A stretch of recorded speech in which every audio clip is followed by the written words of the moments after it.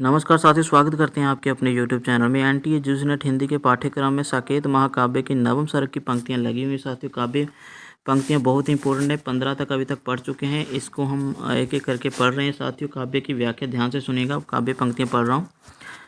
लाई है शीर क्यों तू हठ मत कर यूं, मैं पीऊँगी ना आली। मैं हूँ क्या हाय कोई शिशु सफल हठी, रंक भी राज्यशाली।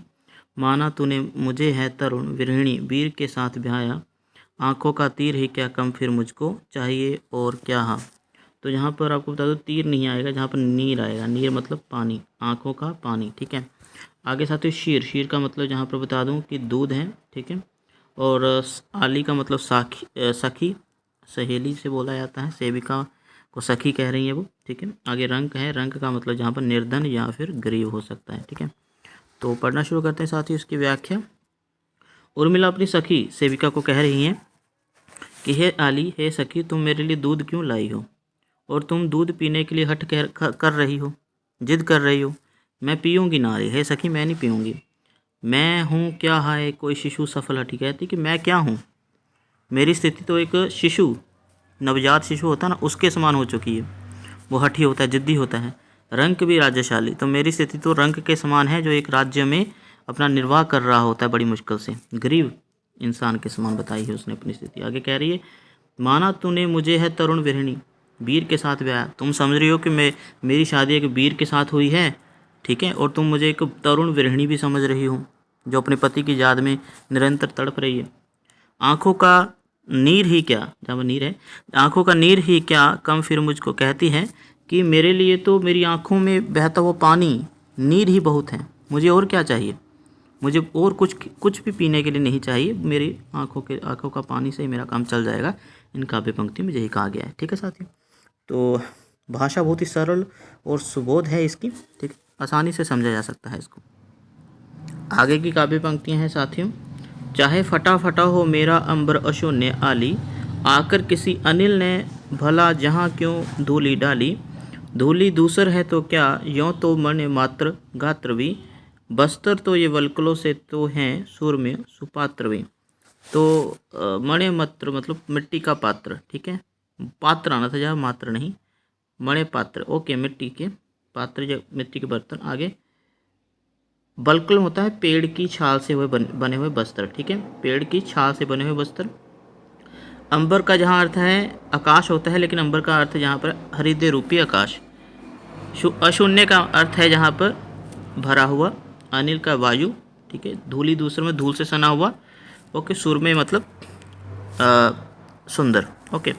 तो इन चार पंक्तियों की व्याख्या हम पढ़ेंगे साथियों, ध्यान से सुनिएगा। क्या कहना चाह रही हैं उर्मिला? वह कह रही हैं कि अरे सखी, चाहे मेरा हृदय रूपी आकाश प्रिय विरह के कारण फटा फटा सा प्रतीत हो रहा है, किंतु वह शून्य नहीं है, उसमें कुछ भरा हुआ है। चाहे मेरा हृदय रूपी जो आकाश है वो फटा फटा सा प्रतीत हो रहा है, लेकिन वह शून्य नहीं है, वो भरा हुआ है। क्या है वो? भरा हुआ है। किससे भरा हुआ है? वो कह रही कि हृदय रूपी आकाश में मेरे प्रिय की मूर्ति विराजमान है। ठीक है। कह रही है कि वो प्रिय की मूर्ति विराजमान है। वह प्रिय मूर्ति कह रही है कि वह धूमिल हो चुकी है। आकर किसी अनिल ने भला जहाँ धूली तो डाली, मतलब जो मेरे हृदय रूपी आकाश में जो प्रिय मूर्ति है वह धूमिल हो गई है। ठीक है। धूमिल मतलब ओझल हो गई, मिट्टी से सन गई, क्योंकि किसी विरह व्यथा रूपी अनिल ने उसको व्यथित करके धूमिल कर दिया है। मतलब कह रही है कि विरह व्यथा रूपी वायु ने, विरह व्यथा रूपी जो वायु है वो आई, हवा का झोंका आया विरह व्यथा का, और उसने आकर मेरे प्रिय की मूर्ति को धूमिल कर दिया है, व्यर्थ कर दिया है। आगे धूली दूसर है तो क्या, यो तो मणि पात्र घात्र भी। बस्तर ये वल्कलों से तो है सुर में सुपात्र भी। कहना क्या चाह रही है उर्मिला? कह रही है, हे सखी, कि चाहे मेरा हृदय धूल से ही क्यों ना सना हुआ हो, लेकिन इसमें कोई चिंता की बात नहीं। मेरा हृदय धूल से चाहे सन जाए, लेकिन इसमें कोई चिंता की बात नहीं है। देखा जाए तो ये पूरा का पूरा शरीर मिट्टी ही तो है। मणि पात्र आना जहाँ पर। ठीक है। मणि पात्र का मतलब मिट्टी का ही तो पात्र है, मिट्टी से ही तो बना है ये शरीर। अगर इसमें धूल चली भी जाए, अगर मेरे प्रिय की जो मूर्ति है मेरे जो हृदय में विराजमान है, अगर वो धूल से सनी हुई भी तो क्या हुआ? देखा जाए तो ये शरीर भी तो मिट्टी का ही पात्र है। आगे बस्त्र ये वाल्कलों से तो हैं सूर में सुपात्र भी। आगे क्या कह रही हैं कि यदि अंबर को वस्त्र के रूप में प्रयुक्त किया जाए तो मेरे ये वस्त्र धूल में हैं, लेकिन वाल्के जब बोले वल्कल से तो अच्छे हैं, जो धूल से बसने हुए जो वस्त्र हैं वल्कल से तो अच्छे हैं, मतलब पेड़ की सुंदर शाल से बने हुए वस्त्रों से तो अच्छे ही हैं। ठीक है, और मैं इसको धारण करती हूँ इसलिए मैं भी सुंदर ही हूँ, मुझे जैसा है मुझे वैसा ही रहने दो। ठीक है, आगे पढ़ते हैं। आगे की काव्य पंक्तियाँ हैं कि फटते हैं मैले होते हैं सभी वस्त्र व्यवहार से, किंतु पहनते हैं क्या उनको हम सभी इसी विचार से। पीऊँ ला खाऊँ ला सखी पहन लूँ ला सब करूँ, जीऊँ मैं जैसे हो जह अवधि का अर्णव तरूँ, कहे जो मानू सो किस विद बता धीरज धरूँ, अरि कैसे भी तो पकड़ प्रिय के वे पद मरूँ। तो इन काव्य पंक्तियों में क्या कहना चाह रही हैं सखी से उर्मिला? वह कह रही हैं कि व्यवहार से सभी वस्त्र मैले ही होते हैं। ठीक है, व्यवहार से सभी वस्त्र मैले ही होते हैं, फटते हैं। ठीक है, इस भावना से कोई भी इसको पहनता नहीं है कि ये वस्त्र जो हैं फट जाएंगे, इस व्यवहार से कोई भी इसको पहनता नहीं, किंतु पहनते हैं क्या उनको हम इसी विचार से कि वो एक दिन फट जाएंगे सुंदर वस्त्र, कोई भी ऐसे नहीं पहनता है। ठीक है, आगे है पीऊ ला खाऊ ला सखी पहन लूँ ला सब करूँ। आगे कह रही उर्मिला कि अरे सखी ला मैं पीऊँ खाऊँ पहनूँ एवं सभी कर्म करूँ जो तुम कहती हो, मुझे तो जीवित रहकर इस विरहे अवधि रूपी सागर में ही तो तरना पड़ेगा। जीऊँ मैं जैसे हो यह अवधि का अर्णव तरु, अर्णव मतलब सागर। ठीक है, तो क्या कह रही हैं? वह कह रही हैं हे सखी तू जो भी कहे, जैसा भी कर्म करने के लिए कहे, खाने के लिए पीने के लिए, मैं सब वो कर्म करूँगी। आखिर मुझे इसी विरहे अवधि में तो तरना है, इस विरहे अवधि रूपी सागर में ही तो तरना है। ठीक है, आगे कहे जो मानू सो किस विद बता धीरज धरूं। वो कह रही हैं अरे तू जो कहे उसे ही तो मानूंगी, तू ही बता किस प्रकार मैं धीरज धरूं, धैर्य। अरे कैसे भी तो पकड़ प्रिय के वे पद मरूं।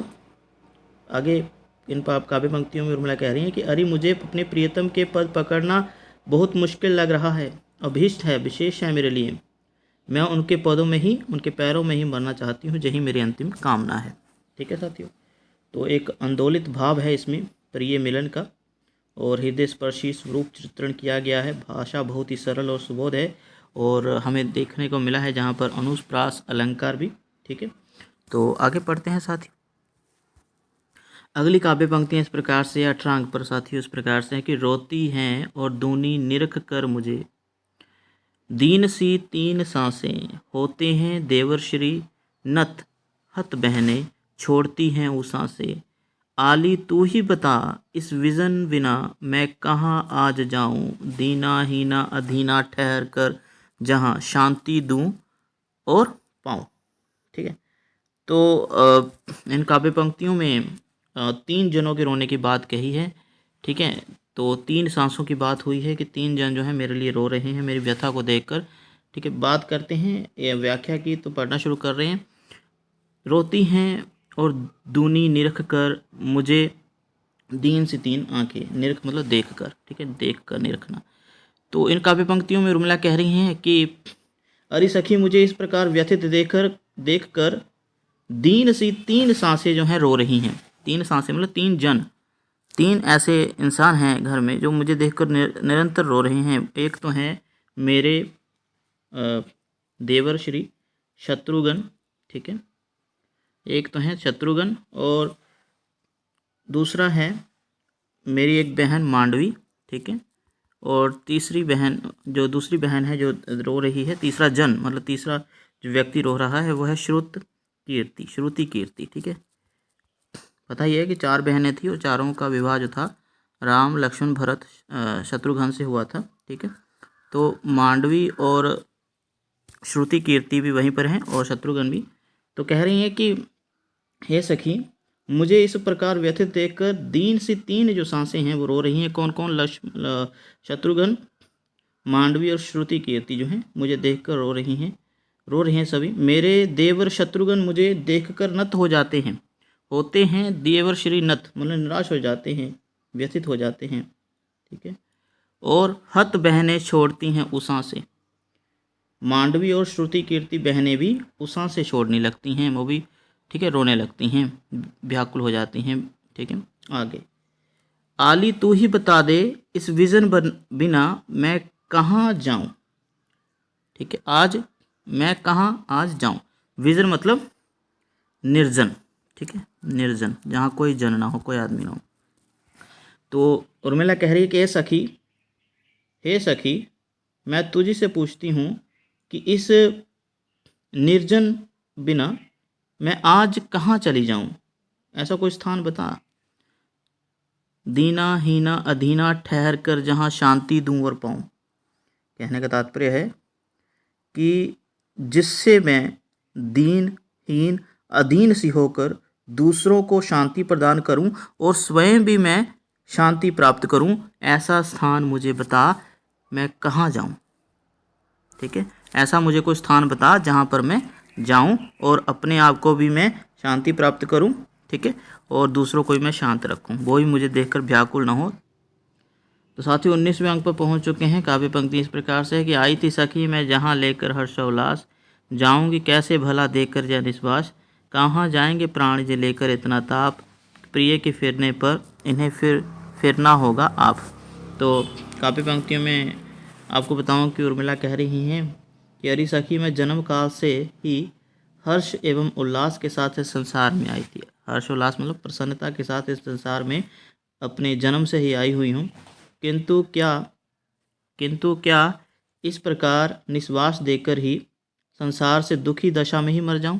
क्या मैं अपने श्वास त्याग दूं, अपनी विरह व्यथा रूपी दशा में ही मर जाऊं। नहीं, कहती कि नहीं, अरे कहाँ जाएंगे प्राण लेकर इतना ताप।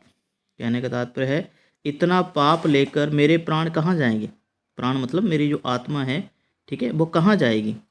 मेरे प्राण कहाँ जाएंगे, उन्हें कहीं भी जगह नहीं मिलेगी। अगर मैं त्याग भी दूँ, मुझे है ना, श्वास जो है त्याग दूँ, तो वो जाएंगे कहाँ।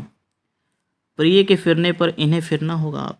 तो कह रही है कि यदि वे चले भी गए मेरे प्राण, तो प्रीतम के वापस आने पर फिर मेरे प्राणों को स्वयं जहाँ पर आना होगा। ठीक है। तो व्यथा बता रही है कि अगर मेरे प्राण में मर भी जाऊँ, मेरे प्राण चले भी जाएं, अगर प्रीतम मेरे लौटते हैं तो इन प्राणों को उनको मिलने के लिए फिर से आना होगा। तो इस वीडियो की साथियों अंतिम काव्य पंक्ति, इसको पढ़ते हैं। 20 तक हो गए हमारे।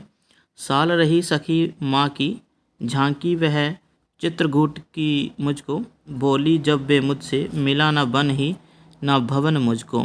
तो साल रही का मतलब पीड़ित करना, माँ मतलब कई माँ को बोला गया है। ठीक है। जहाँ पर तो क्या कह रही हैं सखी को उर्मिला कह रही हैं, चित्रकूट की बातें कह रही हैं। उसको चित्रकूट में माँ मिली थी कई।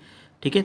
जब वनवास दिया जाता है राम को, उसके उपरांत ही एक दिन चित्रकूट में बैठी हुई थी उर्मिला अकेली। तो माँ कई आती हैं और वहाँ पर ताना देकर जाती हैं उर्मिला को। क्या ताना देती हैं, उसकी शिकायत जो है वो अपनी सखी से कर रही है उर्मिला। कह रही कि हे सखी, चित्रकूट में माता कैकेयी ने मुझको बहुत दुख दिया, एक ताना दिया था। ठीक है। उस समय उन्होंने मुझसे कहा, क्या कहा था, चित्रकूट वाली बात को वो कह रही हैं कि अरे तुझको प्रिय के साथ ना वन मिला ना ही भवन मिला। बोली जब वे मुझसे मिला ना बन ही तुझे और ना ही तुझे भवन मिला। ठीक है। तो माता कैकेयी की बात स्वाभाविक रूप से हृदय में चुभने वाली थी। अन्य 3 बहनों को अपने प्रीतम का सानिध्य प्रेम प्राप्त तो हुआ, लेकिन उर्मिला एक ऐसी वियोगिनी है, ठीक है, गृहिणी है जिसको प्रिय वियोग सहना पड़ रहा है। और इसी कारण साथियों मैथिली शरण गुप्त ने अपने इस महाकाव्य में साकेत के 9वें सर्ग में सिर्फ उर्मिला के विरह का ही वर्णन किया। जब पहली बार हुआ था, पहली बार, इसीलिए जब विशेष बन जाता है। ठीक है। काव्य पंक्ति बहुत मशहूर है ये तो ज़्यादा इंपॉर्टेंट है साथियों, पेपर में पूछी जा सकती है। ठीक है। तो माँ जो है पीड़ित कर रही हैं तानों से। ठीक है। किसको, उर्मिला को। और ये बात जो है सखी को वो बता रही हैं। ठीक है साथियों, आज की इस वीडियो में मिलते हैं अगली वीडियो में। तब तक मैं ध्यान रखिए। धन्यवाद।